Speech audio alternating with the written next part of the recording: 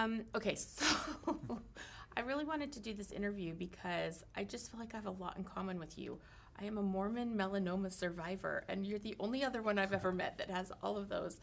So I just wanted to get to know you a little bit. So tell me first, starting back in your life, you're a young person going through life, highly rated quarterback, and then what happened? Yeah, so when I was about 16, my mom noticed a few suspicious moles on my body, and melanoma was kind of running the family. My great-grandfather passed away from melanoma, so we knew growing up always pretty careful in the sun, putting on sunscreen on and things like that. But I feel like that really put it into perspective that like how important it really was, just knowing that it ran in the family. We should be extra careful. And so we went to the doctor, and they just did a few biopsies. Didn't think it was going to be a really big deal. And came back, and I remember my mom kind of put me in a room, sitting me down and saying, hey, like, came back positive for melanoma, and she's saying all this stuff. And at the time, I didn't really fully digest it. I had no idea, like, really what that meant. And so it was kind of a crazy time trying to, like, realizing that my mom was really worried, but not fully understanding kind of what was going on. So, yeah, it was definitely kind of a crazy time when I first found out. So I saw the pictures, and you have like this huge, kind of wound on your head. How frightening was that to go through that surgery? It was. I don't feel like I expected it to be that big. I don't think my parents did either. When they woke up, they're kind of like, "Oh my gosh." But it was. I mean, whenever you go into surgery, it's definitely scary, especially for something like melanoma cancer. There was a few times that was a little frightening because they had to take out a few lymph nodes in my neck, and the doctor was saying there's a nerve that's super sensitive and it could restrict your arm motion. I was like, well, it's on my right side. I play quarterback, so we had to sign papers saying that like we understand the risks and things like that. So definitely pretty crazy, and obviously there were some worries about it, but I mean, we trusted in the doctors. My family was great in supporting me, lots of prayer and things like that. So overall, it was kind of helped me have a better relationship with Heavenly Father, with my family, and things like that. But yeah, definitely scary times. I had a similar thing where I heard about, I have a spot on my chest, melanoma. I didn't think anything of it, and then I've learned that melanoma is very deadly. So mine ended up going into my lung and was stage 4. Like, it was really scary. I can't imagine a 16-year-old kid going through that. Like, yeah, it was pretty scary. I mean, putting like the radioactive dye and taking out the lymph nodes, and then they're saying, well, it could just be clear once we take out a bigger portion, or it could be spread to different organs and things like that. So the range of kind of what could happen was so wide, which made it pretty tough and a little weird. But overall, I mean, I'm clear now, healthy, super excited. So do you go in for tests every once in a while? Like, how are you maintaining your care to make sure everything stays the same? So 2 years after the surgery, went in every 6 months to get like a full body scan of different like moles and things like that. Now I just go in there annually, just to get checkups, different biopsies or things like that. Okay, but you have to be really sun safe, right? So this is my pet peeve. I go out to football practices, and the coaches and everybody's out there just getting baked. Right. So I've been like, wear the floppy hat, sunscreen on the neck. Like, are you super sensitive about what you're doing in the sun? Yeah, always long sleeves, always tights, sunscreen on my neck, on my face. So yeah, definitely pretty sensitive to when I'm going to be in the sun and things like that. It could be 60 degrees, or I mean, last week it was 105, and I'm still in long sleeve and things like that. So yeah. Covered up. Okay, so this is our sun safety message. We want everyone to cover up and wear sunscreen because it's really, really scary, and you don't want to get melanoma. It was awful. I have my little scar here, my sentinel node, which you're talking about in your neck. So twins Crazy. In a bad way. I know. I don't see your scar at all, though. I know, it kind of hides in my hairline, which is great. Oh, so good. whenever I get a haircut, it's a little more noticeable, but yeah, it hides in my hairline pretty well. Oh, good. Okay, well, I'm glad you're okay. Appreciate Let's fast forward. So then you do something very unusual. It's hard to get accepted to Stanford. It's hard to get recruited to Stanford, and they want you. But you want to go on a LDS Mormon service mission. So how do you make that decision to delay your football career and go on a mission? It's a 2-year service mission for people who don't know. Right. It was definitely a big deal. I feel like I've always planned on serving a mission, and that was kind of just part of my process that, okay, after I graduate high school, I'm going to go on a mission. I feel like at the beginning of the recruiting process, it was a little different because there were some schools that kind of shied away once they found out, well, he's not going to come in 2018. He's going to come in 2020. We don't know where he's going to be. I mean, for me, I was in Brazil, in a third world country, not working out much. And then kind of as the recruiting process went along, I feel like more coaches and schools were, I feel like, more open to it. But Coach Shaw was always amazing. I mean, we've had a lot of return missionaries on the football team, so he kind of knew the process. He knew coming back more mature, better leader, being able to relate with people from different backgrounds and cultures was definitely a really good thing for the team. So he was always super supportive, and I really appreciated that. But, for people who don't understand our culture and that religion, why would you put your football goals on hold? I mean, 2 years away from football, you're living in a third world country in Brazil, not working out, not eating well, probably not great water maybe. Why would you do that? It's definitely a big sacrifice. I feel like for me personally, I've really been blessed with a lot of things that other people don't have. I mean, I've heard a comparison of like Willy Wonka and the Chocolate Factory getting the golden ticket. Just, I have an amazing family that have taught me a lot. I have both my parents in my life. I feel like they raised me very well. I live in the United States where we have so many great freedoms, and I know it's not perfect, but there's so many great things that are here. I mean, in California, there's just so many little things that people don't have, whether they're born in different places in the world or unfortunate circumstances or health or things like that. So I just feel like that was like a really small way that I could kind of give back and show thanks that I'm thankful for everything that I really do have. So you're in Brazil. You're there for, I think it got cut short a little bit because of COVID, right? A little over 21 months. 21 months. Mm-hmm. So how are you working out? I read a story, I think, in the San Francisco Chronicle about your crazy workout trying to keep your body strong on your mission. It was pretty crazy. A lot of body weight, a lot of bands. Didn't really have weights. So it was definitely tough. I lost a lot of muscle mass. So yeah, it was pretty crazy. I mean, we walked a lot. We probably walked about 12 miles a day. So I definitely shed a lot of good weight and bad weight. I just lost a lot of muscle in general. But yeah, just trying to stay in shape. I knew like the last 6 months I was kind of like, okay, I'm coming back now. I need to really dive into like my protein and try to get the muscle mass back, which kind of happened. Not really. There's only so much you can do with push-ups and sit-ups, but yeah, it was definitely hard. Were you using cinder blocks? So yeah, in one of my areas we had a pole and we filled paint buckets with cement, and that was our barbell. So it worked out great. It wasn't super heavy, but with bands and stuff, we made it pretty Okay, good. and then what were you eating? What was your best protein in Brazil? So we had beans and rice pretty much with every meal, or at least lunch and dinner. But we had a lot of chicken. That was pretty good. And in the morning, I would try to get as many eggs as I can, just try to fill up on protein. Okay. During this time, you're going out, you're proselyting about your faith, but you're also performing lots of service. Mm-hmm. How has that made you a better person? I feel like when you put everything aside to try to like help someone else, it definitely makes you a better person. I mean, there's so many things that were going on here, like in the United States when I was there. Like, I was competing in the Elite 11 with Trevor Lawrence, Justin Fields, and then I get a phone call that Trevor just won the national championship, and I'm like, oh my gosh. I was actually washing dishes at the time, and I'm like not speaking Portuguese very well, and my companion's trying to talk to me, but I'm not understanding him, so I'm just washing dishes, and I'm figuring out this guy that I was competing with just won the national championship. So it was definitely crazy just like putting your own life aside to try to help other people. I mean, we built fences, helped build houses and things like that, which was great.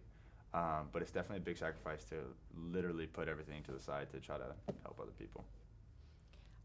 I love how you talk about how it's just super normal, but it's not normal. Like all those kids in the Elite 11 camp with you competing, Justin Fields, I just saw him at Ohio State on the sidelines, dripping in diamonds. Trevor Lawrence, obviously national championships.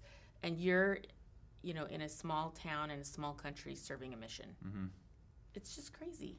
Yeah, it is pretty crazy. It's definitely very rewarding. I mean, you meet people that have like no parents, are into drugs, alcohol problems, things like that, and then a few months later they completely changed their lives, which is amazing. So definitely very rewarding. And then obviously came back, was hungry to play football again because it's been so long, and yeah, it was overall great. Okay, so you get back and you throw yourself into the world of football again. How long did it take you to maybe like regain some weight? What were you when you got back from your mission? What are you now? Like, how have you gotten back into shape from football? So right now I weigh about 230 pounds. When I got back from my mission, soaking wet, I was probably 205. So I gained probably 25 pounds. But I feel like coming back right when I got back, I mean, it was the height of COVID, so things were kind of crazy.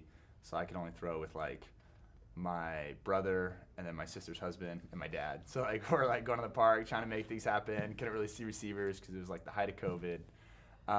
But I felt like honestly accuracy I feel like was pretty good right when I got back. But like stamina and things like that, like after like 15 minutes of throwing, my arm's just like dead. I'm just like tired. So that definitely took a while to get back. And then obviously lifting weights, I was pretty weak. Wasn't as in very good shape. I would get pretty tired pretty easily. But just kind of chugging along. Like I said before, I was very excited to get back into the football grind, so I feel like that definitely motivated me. Like, I couldn't play football for 2 years, and now I get to play football again, so this is awesome, so I'm just going to pour everything into it. That's amazing. Okay, I noticed as you gesture, wedding ring? Yeah. Have you gotten married soon recently? I did. So about 3 months ago, I got married. So we got married down in Southern California, the Newport Beach Temple, and then had the reception in her backyard June 11th. So it was great. Wow, that's amazing. So you've had a lot happen to you, and now here you are starting for Stanford. You got some starts last year. You came in, I think one of your more memorable games was at USC. Tell me about starting against the Trojans, because here you are again starting against the Trojans this week. Yeah, so that was actually my first start last year against USC. I grew up in Southern California, honestly a pretty big USC fan, so kind of walking into the stadium was pretty surreal, hearing the fight song and realizing how many games I've seen in the stadium and things like that, and then realizing that like I'm going to play the Trojans today was pretty fun. And so just all the traditions with the horse and the torch and things like that. So honestly, it was a lot of fun. Just kind of going out and being a kid, realizing like I'm like living like my dream right now. So it was pretty fun. Okay, so you have a pretty successful season last year. What are you building on for this year? What have you worked on? What are you proud of that you've grown with this season? I would definitely say chemistry with receivers has been pretty big. We had a lot of injuries last year, so we couldn't really get our groove with a lot of the starters because a lot of them honestly weren't playing. So having them coming back in the offseason has been great. Just timing with them and knowing what coverages they're going to see, what I'm going to see, how they're going to break off different routes. Because with such an experienced group, they kind of have a lot of leeway of how they can run their routes. And so just us being on the same page is super huge. And so honestly, that's been really big for us. And then from a standpoint, I mean, I read the draft boards and stuff like that. You're getting a lot of publicity as far, or just, like scouts and people thinking you're going to be a big time prospect. How are you navigating that world of what you could be, but like keeping your mind on the moment right now? I mean, honestly, everything that you hear, it's someone's opinion. So it's great, and I appreciate it, but it's not set in stone at all. So just honestly trying to be focused here on the team, how we can win football games now, and everything else will take care of itself. So what one guy thinks or what another guy thinks isn't everything. It doesn't matter that much. So I'm just trying to focus on the things that really do matter. And right now it's preparing to beat USC with the guys. So that's what we're going to do, and everything else will take care of itself after. Why are you a good quarterback? Why am I a good quarterback? It's like the obvious question. Nobody ever just asks the most obvious question. Okay. I feel like I've been able to embrace like the leadership role, just trying to bring guys along. I've heard that a good teammate does everything right, but a good leader can bring everyone else along as well. So trying to do that, I feel like has been really good. We always talk about the quarterback lifestyle, which is film, knowing the insides and outs, obviously being accurate, but knowing your guys on a personal level and being able to relate with them personally, I think is really big. So I would definitely say leadership and then just embracing the quarterback lifestyle. Okay. Physical tools, what are you working with? I see you gesture with your hands. I'm like, I think he's got really big hands. I mean, I have decent. I'm 6'6", so I have decent sized hands. Okay. But I mean, you I'm can tall. spin it. Yeah, I mean, yeah, I would say I'm pretty accurate. Strong arm. I'm tall. I can see over guys, so I would say that's my. Okay. How mobile are you? How are your feet? I feel pretty good. Not wearing a brace this year, so hopefully I can move around a little bit better. So I'm excited to show that off this year. Okay, cool. And then I guess my last question would just be, you talk about the quarterback lifestyle. You've had good quarterbacks here. You know, they're going to be honoring Andrew Luck. And there's some things about you that might remind people of him a little bit. Or who do you see yourself? Who do you watch film of and be like, okay, I'm like this guy? That's actually a really good question. Do you ask here at Stanford or in the NFL in Anybody. general? Like, have you watched film on any, or like, is there someone you watch because you're like, that guy moves like me or throws like me or what have you? I would say definitely here at Stanford, Andrew is a very good example of different plays, because we'll install a different play and coach will show us a few examples of what to do, what not to do, how this play's worked in the past. And a lot of those times Andrew comes up because he was such a good quarterback here. So he's definitely somebody that we can learn from. He was actually at our walkthrough yesterday. We're talking through different plays and things like that. So he's definitely a great tool to have. We're excited to have him back. That's cool. What are you doing in school?